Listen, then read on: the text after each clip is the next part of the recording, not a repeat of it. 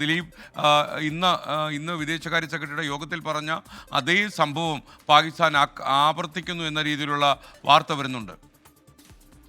എസ്കെൻ, ഇന്നും ഈ യാത്രാവിമാനങ്ങളെ ഇത്തരത്തിൽ ഈ സംഘർഷം നിറഞ്ഞ പ്രദേശത്തു കൂടി കടന്നു പോകാനായി പാകിസ്ഥാന്റെ ആകാശപാതകൾ തുറന്നിട്ട് കൊടുത്തിരിക്കുകയാണ് ആ രാജ്യം.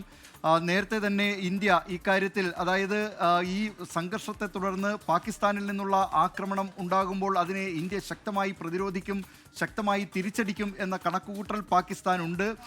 പക്ഷേ അവർ നേർക്കുനേർ നിന്ന് യുദ്ധം ചെയ്യാൻ കഴിയാത്തതുകൊണ്ട് തന്നെ അവർ പാവപ്പെട്ട ജനങ്ങളെ അല്ലെങ്കിൽ യാത്രക്കാരെയൊക്കെ അവരെ കടന്നു പോകാൻ അനുവദിക്കുക, ആ സമയത്ത് വിമാനങ്ങൾ അതുവഴി കടന്നു പോകാൻ അനുവദിക്കുക. കറാച്ചിയിലേക്കും ലാഹോറിലേക്കുമുള്ള വിമാനങ്ങളൊക്കെ ഈ സംഘർഷ മേഖലയിലൂടെ കടന്നു പോകാൻ അനുവദിക്കുക എന്ന ഒരു ചിന്ത, അത്തരമൊരു ദുഷ്ടബുദ്ധി എന്ന് തന്നെ പറയാം പാകിസ്ഥാൻ ഭരണാധികാരികളുടെ ഭാഗത്ത് നിന്നുണ്ടായിരിക്കുന്നത്.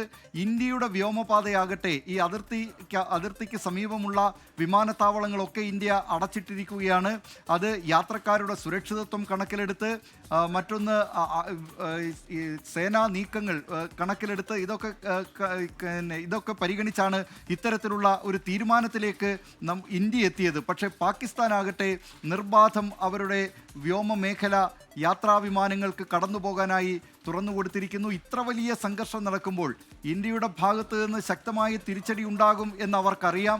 അങ്ങനെയുള്ള ആ കണക്കുകൂട്ടൽ പോലും, അത്തരം ഒരു സന്ദർഭത്തിൽ പോലും പാകിസ്ഥാന്റെ വ്യോമപാത ഈ യാത്രക്കാർക്ക് കടന്നു പോകാനായി തുറന്നു കൊടുക്കുക എന്നത് കഴിഞ്ഞ ദിവസം തന്നെ ഇന്ത്യയുടെ ശ്രദ്ധയിൽപ്പെട്ടതാണ്. ദമാമിൽ നിന്ന് ലാഹോറിലേക്കുള്ള ഒരു വിമാനം വലിയ തിരിച്ചടി ഇന്ത്യയുടെ ഭാഗത്ത് നിന്ന് ഉണ്ടാകുമ്പോൾ അതുവഴി കടന്നു പോകുന്നു എന്നത്. ഏതായാലും ഈ യാത്രാവിമാനത്തെ ഒഴിവാക്കിയാണ് ആ ആക്രമണം നടന്നത്. എങ്ങാനും ഈ യാത്രാവിമാനങ്ങളിൽ ഇന്ത്യയുടെ തിരിച്ചടി, ഇന്ത്യയുടെ പ്രത്യാക്രമണം യാത്രാവിമാനങ്ങളിലെങ്ങാനും ബാധിക്കുകയാണെങ്കിൽ അത് സ്വാഭാവികമായും പാകിസ്ഥാനെ സംബന്ധിച്ച് അത് മറ്റൊരു വിഷയമാക്കി ഉയർത്തിക്കൊണ്ടുവരിക. രാജ്യാന്തര തലത്തിൽ അത് ഇങ്ങനെ ഇന്ത്യ യാത്രാവിമാനം വെടിവെച്ചിട്ടെന്നോ യാത്രാവിമാനത്തെ ആക്രമിച്ചെന്നോ ഒക്കെയുള്ള ഒരു രീതിയിലേക്ക് ഇന്ത്യക്കെതിരായ ഒരു പ്രചരണത്തിന് വേദിയാക്കുക എന്ന നിലയിൽ, അതായത് സാധാരണക്കാരെ, യാത്രക്കാരെ മറയാക്കിക്കൊണ്ടുള്ള ഒരു നീക്കം പാകിസ്ഥാൻ്റെ ഭാഗത്ത് നിന്നുണ്ടാകുന്നു. ഇന്ത്യ അത് തിരിച്ചറിഞ്ഞിട്ടുണ്ട്.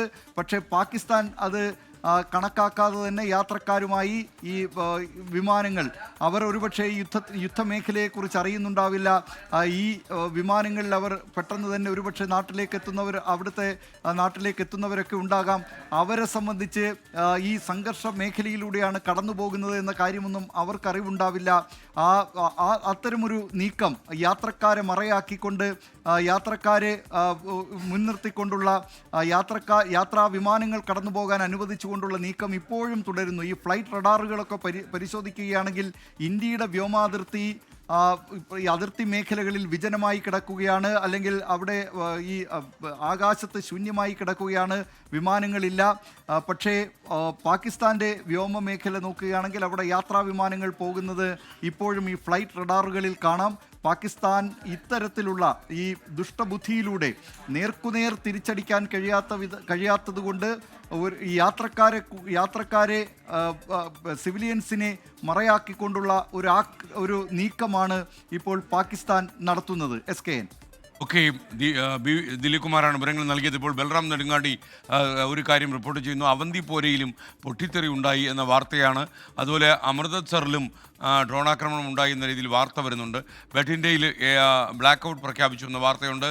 അതുപോലെ ഗംഗാനഗറിൽ റെഡ് അലർട്ടാണ്. ഇപ്പോൾ ജില്ലയിൽ ഉടനീളം സൈറണുകൾ മുഴങ്ങിക്കേൾക്കുന്നു എന്ന രീതിയിൽ R. അച്യുതൻ റിപ്പോർട്ട് ചെയ്യുന്നു.